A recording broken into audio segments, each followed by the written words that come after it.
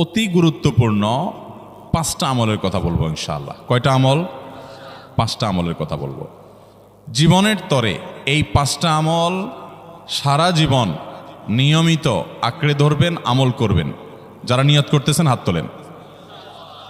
আল্লাহ আমাদের সবাইকে আমল করার তৌফিক দান করুন। আল্লাহ আমাদের সবাইকে কবুল আর মঞ্জুর করুন।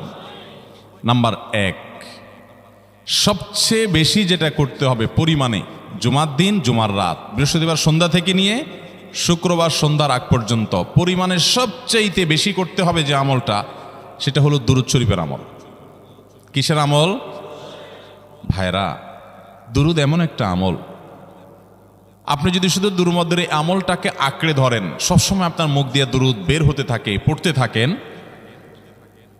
তো নবী করিম সাল্লাল্লাহু আলাইহি সাল্লামের ভাষ্য অনুযায়ী, তার ওয়াদা অনুযায়ী, ইদান তুকফা হাম্মুক ওয়া তুগফার যামবুক, তোমার যত পেরেশানি আছে নবী সাল্লাল্লাহু আলাইহি সাল্লাম বলেছেন, এই সব পেরেশানি দূর করার জন্য এই দুরূদের আমলটা যথেষ্ট হবে ইনশাআল্লাহ। এবং গুনাহ মাফের জন্য এই দুরূদের আমলটা কি হবে? যথেষ্ট হবে। নবী করিম সাল্লাল্লাহু আলাইহি সাল্লাম বলেছেন, মান সাল্লা আলাইয়া মাররাতান সাল্লাল্লাহু আলাইহি আশরা, যে ব্যক্তি আমার প্রতি একবার দুরূদ পাঠ করবে, আল্লাহ রাব্বুল আলামিন তার প্রতি 10 বার রহমত নাজিল করবেন। কয়বার রহমত নাজিল করবেন?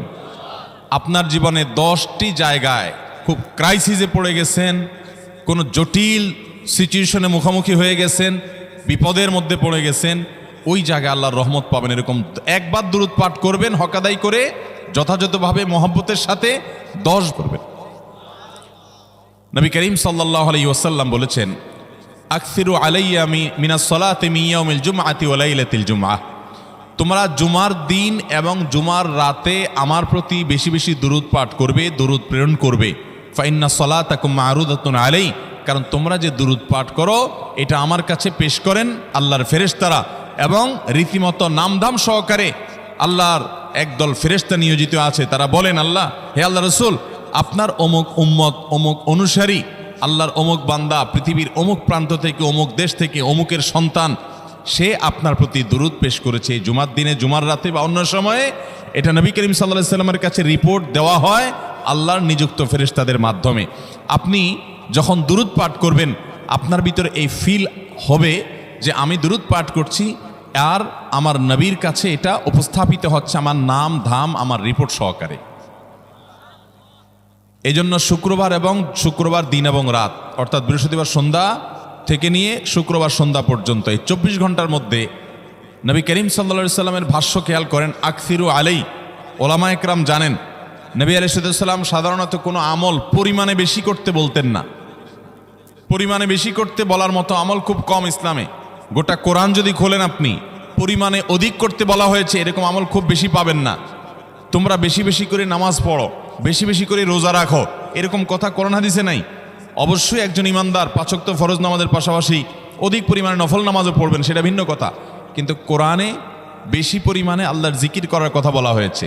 আর নবী করিম সাল্লাল্লাহু আলাইহি সাল্লাম বৃহস্পতিবার সন্ধ্যা শুরু হলে শুক্রবার সন্ধ্যার আগ পর্যন্ত বেশি পরিমাণে করতে বলেছেন যে কাজটা, সেটা হলো দুরূদ শরীফের আমল। অতএব ভাইরা আমার, বৃহস্পতিবার সন্ধ্যা থেকে নিয়ে শুক্রবার সন্ধ্যা পর্যন্ত, আপনি দোকানদার মানুষ, বৃহস্পতিবারে ব্যবসা করছেন, দোকানদারি করছেন, কোনো অসুবিধা নাই। আপনার অবসর সময়গুলোতে মুখ দিয়ে দুরূদ পড়তে থাকবেন। দুরূদের মধ্যে সবচেয়ে শ্রেষ্ঠ দুরূদ হলো নামাজে যেটা পড়েন, দুরূদ ইব্রাহিম। আল্লাহুম্মা সাল্লি আলা মুহাম্মদ ওয়া আলা আলি মুহাম্মদ কামা সাল্লাইতা আলা ইব্রাহিম ওয়া আলা আলি ইব্রাহিম ইন্নাকা হামিদুম, আল্লাহুম্মা বারিক আলা মুহাম্মদ ওয়া আলা আলি মুহাম্মদ কামা বারাকতা আলা ইব্রাহিম ওয়া আলা আলি ইব্রাহিম ইন্নাকা হামিদুম। তাহলে দুরূদের এই আমলটা, এটা করার জন্য আল্লাহ তাআলা এমন সহজ করে দিয়েছেন যে ওযুর প্রয়োজন নাই। আপনার ওযু নাই, তারপর আপনি দুরূদ পাঠ করতে পারবেন। এবং আপনি এই বড় দুরূদ পড়ার মতো সময় নাই, তো আপনি একবারে সবচেয়ে সংক্ষিপ্ত দুরূদ পড়েন সাল্লাল্লাহু আলাইহি ওয়াসাল্লাম, তাতেও দুরূদ পাঠের সওয়াব পাবেন। চেষ্টা করব তো ইনশাআল্লাহ। শুক্রবার আসবে, দুরূদ বেশি বেশি করে পাঠ করব।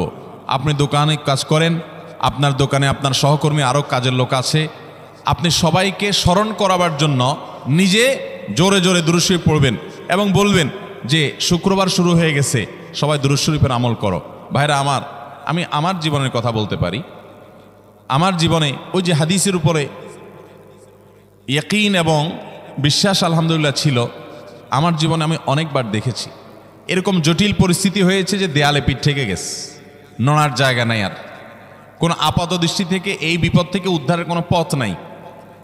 দুরুদ, ইস্তেগফার, দোয়া ইউনুস, এই তিন আমল, পাশাপাশি ইয়াজাল জালাল ওয়াল ইকরাম, এই চারটা জিনিসকে এমনভাবে ধরছে, বিশেষ করে দুরুদ, স্পেশালি সারাক্ষণ দুরুদ।